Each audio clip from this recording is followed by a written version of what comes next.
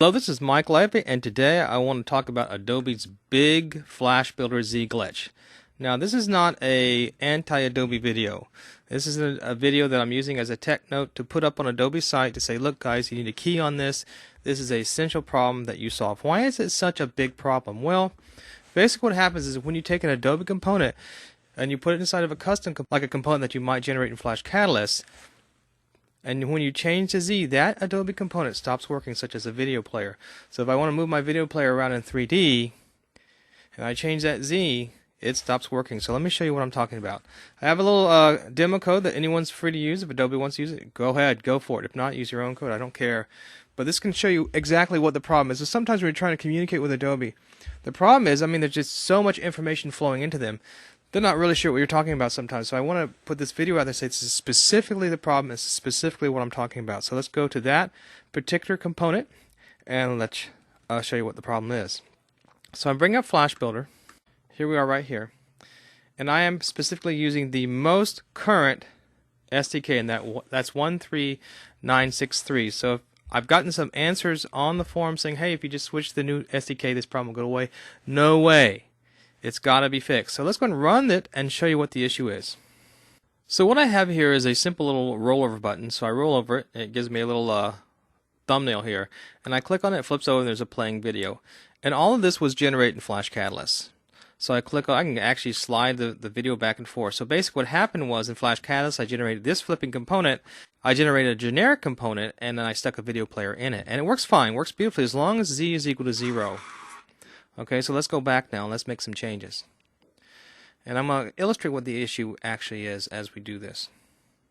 So in Flash Builder, if I come along here and I change the Z of that particular component, and so what I've done in Flash Builder, I've built a component within component so I can move it around on stage. So the idea is these are thumbnails. I will automatically generate a number of them and use them in like a video carousel or whatever I want to do with. And so the actual component that the video exists in is called by component 2. So the actual component itself, I open up the components package right here, is component 4. So in component 4, if you go down, there's my video player right there. And there's the actual video right there. And everything's at 0. Okay? Z equals 0. So everything at Z equals 0 is working fine. Now the first test I want to do is if I'm generating all these components automatically, throw them out on the stage and move them around, I'd like to be able to change your Z. So if I come along here and change the Z, for example, let's change the Z to 100. And remember, as I'm changing the Z to 100, I'm actually pushing it backward because the axis is inverted as opposed to mathematics. In mathematics, when you go 100, it comes toward you. But in Adobe, when you go 100, it goes away from you. So now let's run that. And what you'll see is your component should look smaller as it should. So what I've done now, I've changed my Z to 100. You see that? I've made it smaller. And now let's go ahead and run that and see what happens. So let's run that. And when you do that, all the rotation action is running great, no problem. But when I try to click on anything here, this component stopped working. Look at that. None of these components down here are working. The video's still playing, but these buttons stopped working. So this component, in a sense, has died. It's no longer good to me anymore. And that is very, very bad. And that's the issue right there. Now, let me show you something. I believe this is just a sorting issue. And let me tell you why I think it is a sorting issue. If you take that Z and you just change it back to 0, it'll work. But if I go ahead and navigate to video component 4, and in that video component, if I just change that video right there, that's Z to 100. You see that? And all I'm doing is just moving, keeping everything at 0, but now I'm going to move the video itself back 100 points. It'll work. Okay, so it's not an issue with moving the individual component. Let's go ahead and run that. So in this case, my thumbnail is large like it originally was, but my video is smaller. But look, when I drag on that, the video works. So actually, just by moving the individual video, that's working, but if I move the entire component, it doesn't work. Now, why shouldn't I just move the individual video and not worry about moving the entire component? Well, that's obvious. I want to put many components on the stage and manipulate those in Z. So that is an unacceptable fix. That entire sorting system has to be taken care of.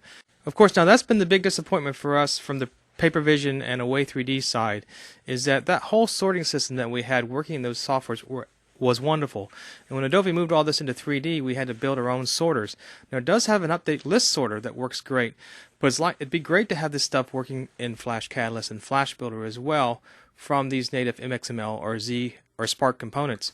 Let's take one more fix here. I can show you can fix this by not using Z but using scale. So if I go scale X, let's equal 0.4, and I go scale Y